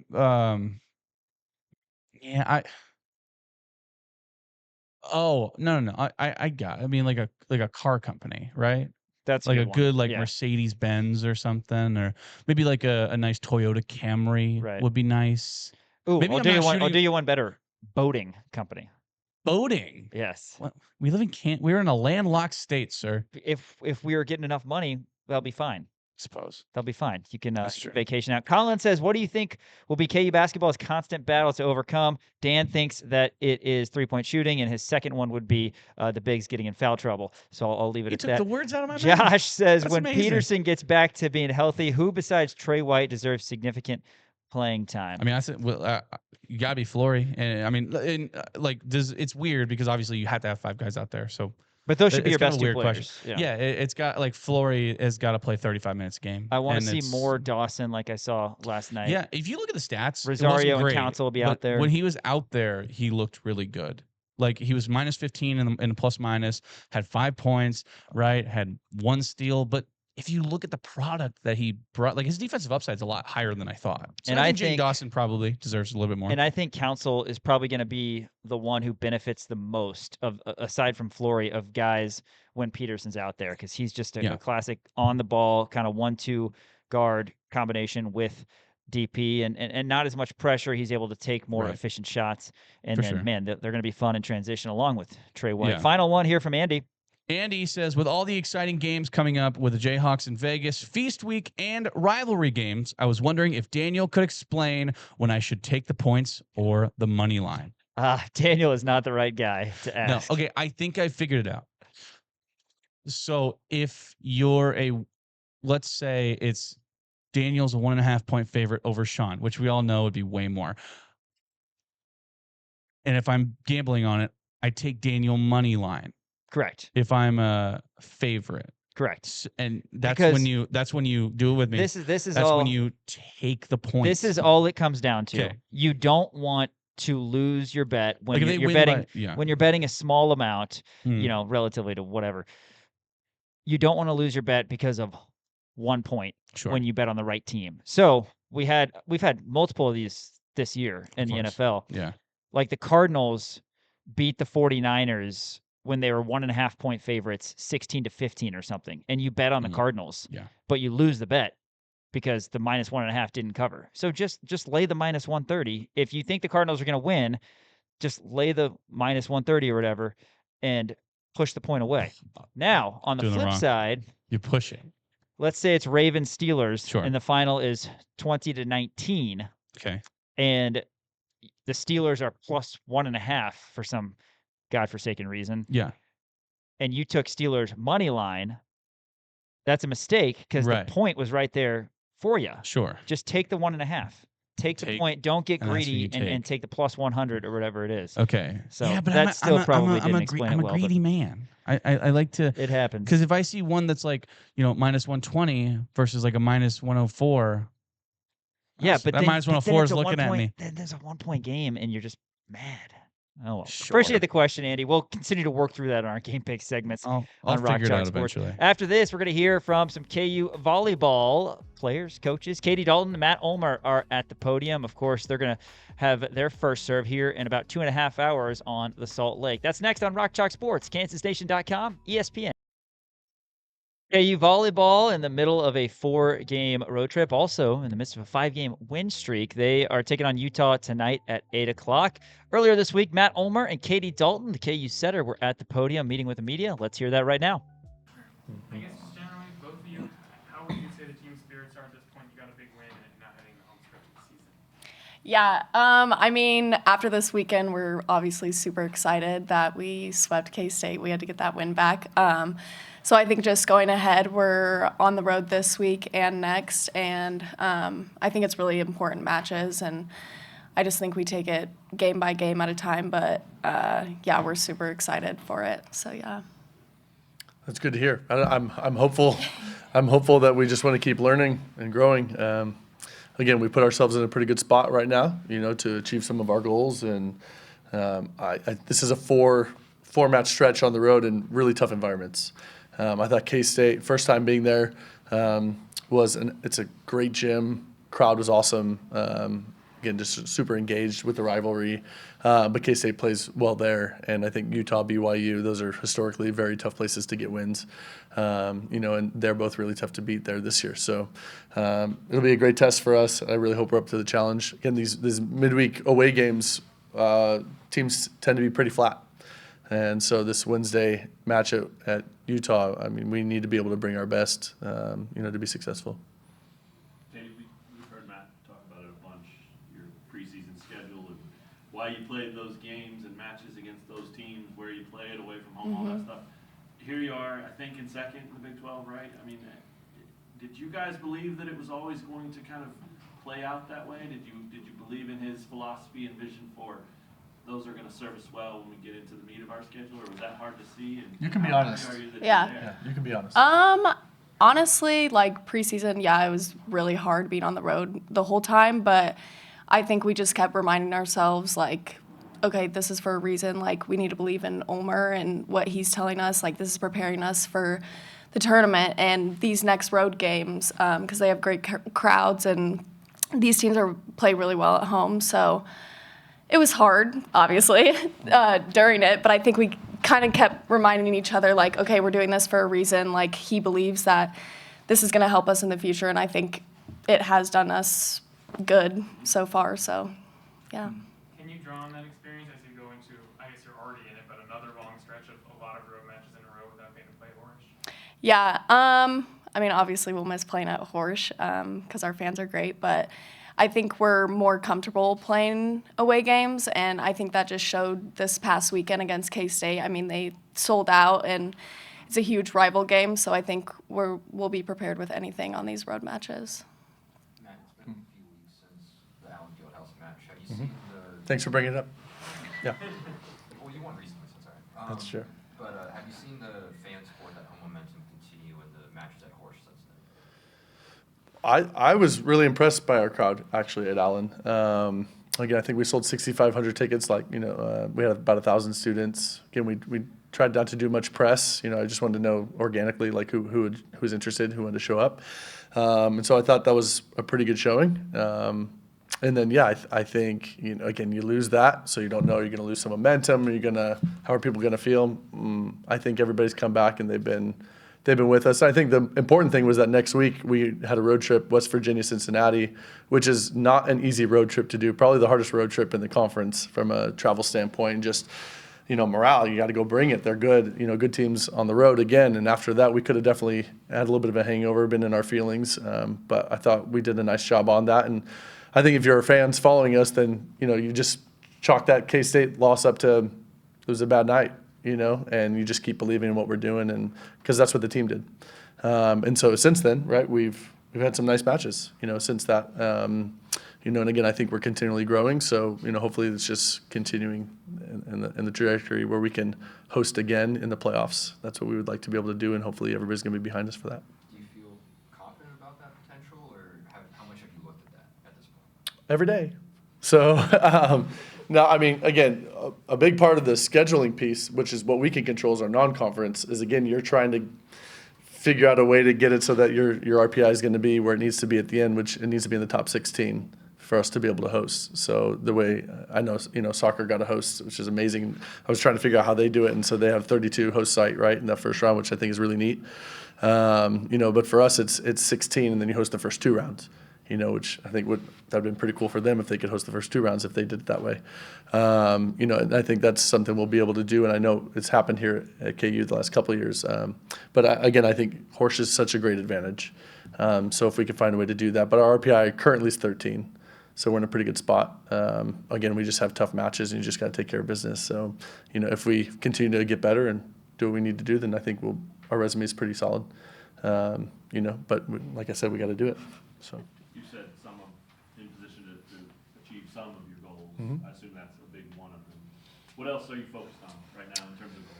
Well, I mean, Team 1 to win the Big 12 championship, and again, we lost that 5-star to ASU. And the tough part with the way the conference is we don't get another shot at them, So already in that very first match of conference play, like, it's out of our hands, and that's how it's turning out. ASU only dropped 1 match, and we've dropped 3, so I don't foresee them losing, a couple. So that'll be tough, Again, we lost a couple 5-setters in conference, and that's the difference. But we want to be playing past what they've played in the past. So that means getting to that 3rd round again. So how do you put yourself in position to do that? Well, I think hosting would be helpful. And again, you got to meet a lot of goals to get to that point. So a lot of statistical goals, we're getting closer and closer. Our defense has been really high level, and it's been pretty consistent in that. Our offense still, we have great moments and poor moments. Even K-State's a great example. First set, 3rd set, world beaters. 2nd set looked like we forgot how to play. So we're just still not consistent enough on that side of the ball to really push in December how we're going to want to push. And again, we only have a couple weeks of practice left before that's that time. So we just need to keep pushing with every chance that we get. Given the time frame, I think last time we saw you in here, you said flat out, we don't have enough offense. Mm-hmm. Do you have enough now? I mean, since then to now, like, it may not be quite where you want it, but do you feel like enough is a fair word? Or She's nervous of what I'm going to say. Yeah. I would say, Aisha's done a really nice job of giving us a boost. Again, Aurora's one of the best blockers in the conference. Putting Aisha in has given us some more offense, which I think we really needed. Again, it just makes us less predictable in a couple of rotations. So I think that's a big answer for her. She's done a good job. Katie's doing a nice job setting her.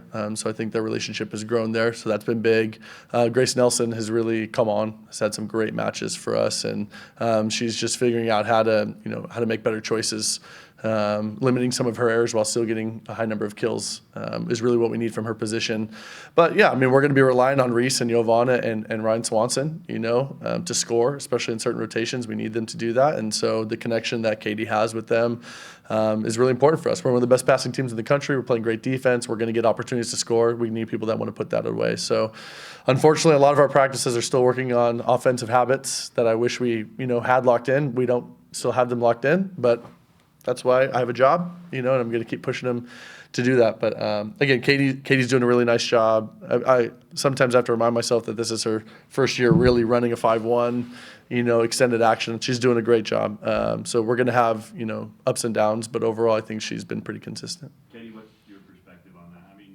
You know a lot of those girls. You've been around a lot of those girls that you have been with. Mm-hmm. You walk into the gym any night and think, we've got enough offense. I know your personality a little bit. I would assume you do. But what is your perspective on where your offense is? Yeah, from spring to now, they've grown so much. All of our hitters, like Grace Nelson, she's made a huge jump, and it's just awesome to see. So I think obviously we have more room to grow, and it's definitely gone up from the beginning of the season, which is good. But yeah, like Ulmer said, we only have a couple practices left, and we're still working on our offense and different shots we can use. But I think reminding our players of all right, you have the drop tip, or you have deep corners. I think that helps them a lot and gets our offense going. So. Hey, Katie, what has that adaptation been like going from not playing much the first 2 years of your career to splitting time with Chris earlier this season and now where you're at now? Yeah, it's just been a great journey, honestly, so blessed to be able to be a part of Kansas Athletics. And I would say just I came in wanting to play any position, versatile player. I was like, Coach B, put me anywhere to help the team. I'll do anything. But I think it's kind of a cool transition to be a right back DS, and I've been setting in practices every day, all day. So the transition from DS to running a 5-1 has been hard, but I think it's an awesome opportunity, and it's been super fun doing it. So yeah. Katie, how does a big block or an attack affect your setting? I would just say after that happens, I kind of just, all right, let's focus on the next ball. And I kind of talk to the hitters hey, you have this open, and I'm going to get you a ball. I'm going to get you higher. And so I kind of help them with the success of that. So kind of just shake it off. Coach, I had another question too. 3 conferences in 3 years. What's your take on the Big 12 at this point? Well, I actually think the Big 12 is probably the deepest, at least the snapshot in time, of the last few years with the Pac and the Big 10. The Big 10, you got Nebraska and Penn State last year, and more teams than that, that have been national champions. That's a little bit different here in the Big 12, where we don't really have that perennial national champion contender. But I think everybody's really pushing up. I think the coaching continues to get better. I think there's been a lot of great hires. I think there's been big investment into women's volleyball. I think you're seeing that. Again, I think we could get 10 or more teams in the tournament, which 10 is a record for any conference. So the fact that the Big 12 could do that this year kind of shows you what that's like. At one point we just had 8 teams in the top 25 in the RPI, and we're the number 1 RPI conference by a little bit now. I just think everybody's doing a really nice job. Something I got to get used to, or maybe we can look at, is our schedule. Again, just a lot of weekday matches. So to me, that's different. Some of those types of things, it's hard to practice plan. It's hard to maybe get better, I think, when you're not necessarily getting a lot of practice time together. So something maybe we can think about as a coaching group. But overall, I've really enjoyed it. A lot of new places. Food's been good. So no, it's been a good spot. But again, I really enjoy coaching against good coaches. And there's a lot of coaches that have made some really nice adjustments and have made some good schemes and game plans, and it's more fun for me personally, when you're playing against people that push you. So, yeah, I've enjoyed that. Hey, if I'm not mistaken, you were picked second preseason, is that right? Yeah. So you're there.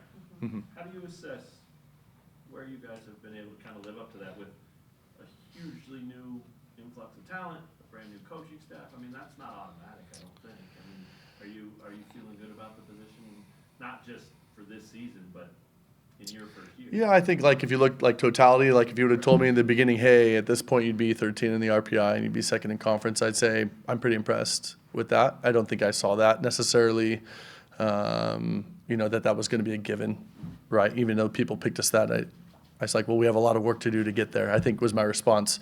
And credit to these guys, they've put in the work. Again, you could see from the start of our season to now, even just what the lineup looked like, how we responded in situations, how we responded on the road to adversity. We've grown up a lot. I think maybe the thing I'm most proud of is that third set against K-State that just happened. Again, we were down 22-17 or something like that in the third set, and we were not doing well. It was just totally off rhythm, and they were starting to feel themselves, and the crowd was getting into it. And, we responded. We actually made a triple sub, and people were ready to come in off the bench and do something, which, again, it just felt like everybody was ready to do what the team needed. It didn't feel like anyone was trying to prove themselves like how it did when you're fighting for a spot early in the season. It felt like, no, this is what I need to do for my team. That was different, and they were ready for it. And then the double sub came back in, and I think it just gave Katie the breath that she needed and the rest of the group. And, we found a way a bunch of people made plays to come back and win that. And I thought that was different for us. I would not have predicted that growth character-wise from the start of the season. So to me, that is something you have to have in December. That's something that we have to have. And, that's a good sign for us. Now, whether that's going to be our habit or not, I don't know, but I really appreciated seeing that. And I was really proud for them. And hopefully that's something that they'll remember for a long time. You just had signing day, and you retained some recruits who were committed to the previous staff and brought some of your own. What was that process like, and how do you feel about the group that you acquired? Yeah, the three recruits, so Taylor, Ryan, Jaylee, that were committed to Coach B before. I mean, they didn't wiggle at all. I mean, this is where they wanted to be, and so it was just a matter of they were nervous to make sure that we still wanted them. And no, they're fantastic. I think they're going to be great fits, culture-wise, athletically, big time. So I think there's just a lot of great things there. Good people, good families.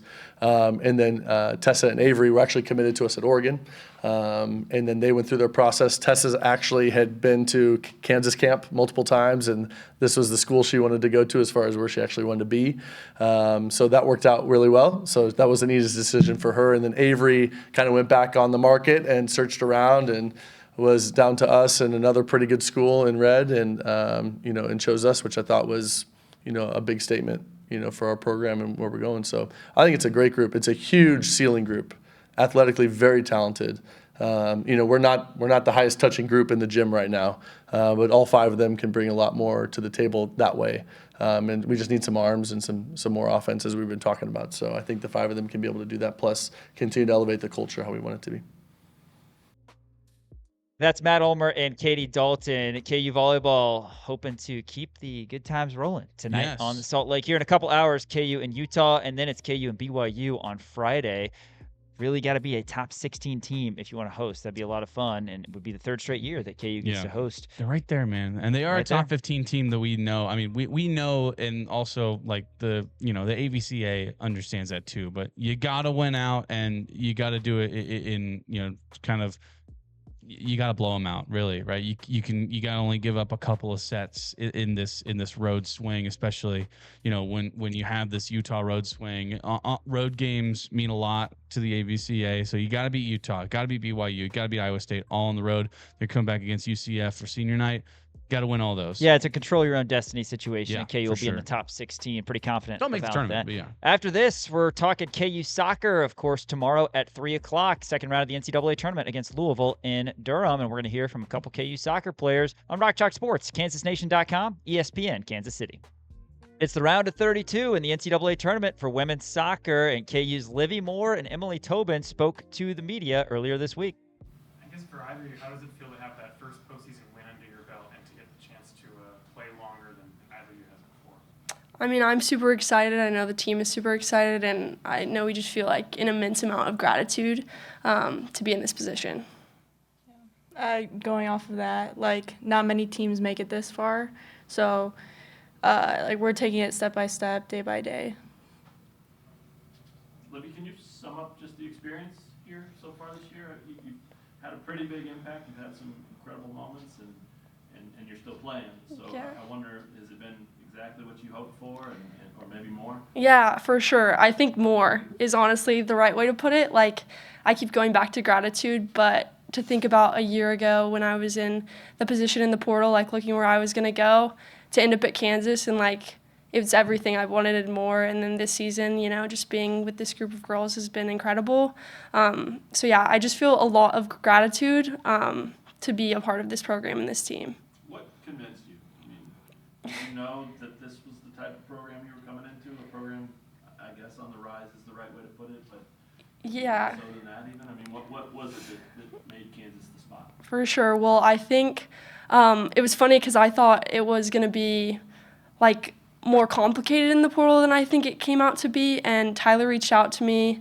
I had a meeting with the coaches, and I was pretty excited to get to talk to them. And my parents had watched them win the Big 12 championship, and we're talking about how gritty the team was. And I was like, oh, I should go back and watch the game. And I watched it, and I was like, oh, this team has grit. They have heart, like, to win that game. And so then I went back and watched a couple more games, and I was like, oh, this is awesome. Like, this is a great team, and this is definitely something I'm interested in being a part of. What was your impression of Nate during that process? Yeah. And then now having played, you know, under him for almost a full year. Yeah. What is it now? He's super awesome. I think I really enjoy how direct he is with us. You know, like, we know what we need to do. We know what each one of our responsibilities is, and I, as a player, like, really resonate with that style of coaching. So, yeah, but he's been awesome. He's just a great communicator, and I think he really brings the team up when we need it. Both of you were kind of affected by the way you guys changed shape midway through the season. I'm just wondering what that's been like and how you guys have improved since doing it. Yeah, I mean, it's definitely been a little bit of a change to like, get used to, because both of us like moved around a little bit. But I think it's worked out really well in our favor. We've been doing really good, and the whole team is just like really accepting of the fact and just like working with each other to do what's best for the team and everything. Yeah, and to build off of that, I know Tobin was in the position I'm in currently, so just having her one step behind me, she's a great communicator, and so it's really been super helpful for her just to be able to talk to me on the field and help better understand the position. Yeah, Livvy, what do you like about that wingback role and kind of, I guess, being Caroline's counterpart on the other side? Yeah, I mean, Caroline's an awesome player, so I think when I was told that that was maybe a role I was going to step into on the team, I definitely paid more attention to the way she was playing it and how I could kind of replicate that on the right side, because she creates so much success for us on the left. So I think I was excited about the open space that's created out there. You know, I like to have the ball at my feet, and I like to run at people, so I think that was a good opportunity to do that. If you could both answer, what gets you through? What you got the rest of the week to prepare for Thursday, and then a couple of big matches hopefully after that, I'm sure. What gets you guys through? Honestly, just like leaning on each other. Obviously, also with school, like balancing that, it's like really tough at this part of the season, you know, because we're getting into finals and everything. But we're really just like leaning on each other and everything. For sure, I would say the team. I mean, I've never been a part of a team like this, so like I said earlier, like, I'm so grateful to be a part of this group of girls, and like stepping into the locker room and just finding those little moments where we can laugh together or just talk to each other, lean on each other is really great. And how about on game days? What do you guys have to execute and do on the field to make sure you're playing as long as you want to? Loaded question. Pretty open-ended there. I think all the little things, you know, we talk about it at practice, like how important it is to get to the ball first, our first touch, the way we talk to each other. It all translates to the game. So I think when we step on that field, we know exactly what we need to do. We're prepped in that way, but just executing it. So making sure that in our warm-up we're locked in and we're uplifting one another. Hey, Emily, how confident were you when you guys lost to SLU last year that you'd be back here and be able to make it through that same stage in the tournament? Yeah, like our biggest thing was obviously like we left it all out on the field last year, and it didn't, you know, turn in our favor. But this year we were really trying to work on at least making it past like the first round and everything. So we're doing everything we can, like in practices and everything, just working really hard to make it past that first round. And now that we're here at the second round, we're just focusing on Thursday night and just hoping to win and everything. Emily, Livvy mentioned a minute ago that you were in that position, and obviously she meant on the field. I thought she meant in the position of being a transfer into the program. It sparked that in my mind. I wonder, how much did you help her? You had just done what she did, coming to this place new. How much did that help, do you think? Like in the transfer part of it? Right, yeah. Did you guys talk about it much, I guess, is the question. I mean, yeah, like obviously when she first like transferred, like it was for a different position and whatever. But transfers, I would say, like lean on each other in like a different way, just like obviously we come from different places and everything. So we just like talk through it a bunch and I don't know, hang out and yeah.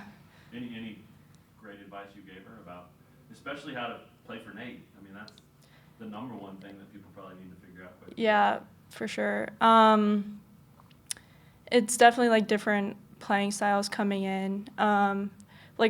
Specifically for her getting into that wingback role where I just came from. So I was really just trying to like tell her the things that he's looking for, just like focusing on those things that can help her succeed. That's Livvy Moore and Emily Tobin of KU Soccer previewing number 3 seed Kansas and 6 seed Louisville in Durham. Tomorrow, 3 o'clock. Should be fun. Winner to the round of 16. Should be a lot of fun. Hey, be sure to like and subscribe all of our stuff on YouTube. Follow us on all of our socials, Instagram at the Kansas Nation, Twitter at the Kansas Nation, TikTok, that's probably our biggest one, at the Kansas Nation, Facebook as well. We're all over the map, so be sure to check out all of our great coverage, all of our game coverage, everything you need to know about Kansas sports. Check it out anywhere you find Kansas Nation. KansasNation.com, the place to be. All right, that's going to do it, but we'll catch you tomorrow from 4 to 6 for Elijah Schmidt and Gabe Boucher running the operations today, and Dan Courtwright, Sean Kellerman saying we'll see you then for Rock Chalk Sports, KansasNation.com, and ESPN Kansas City.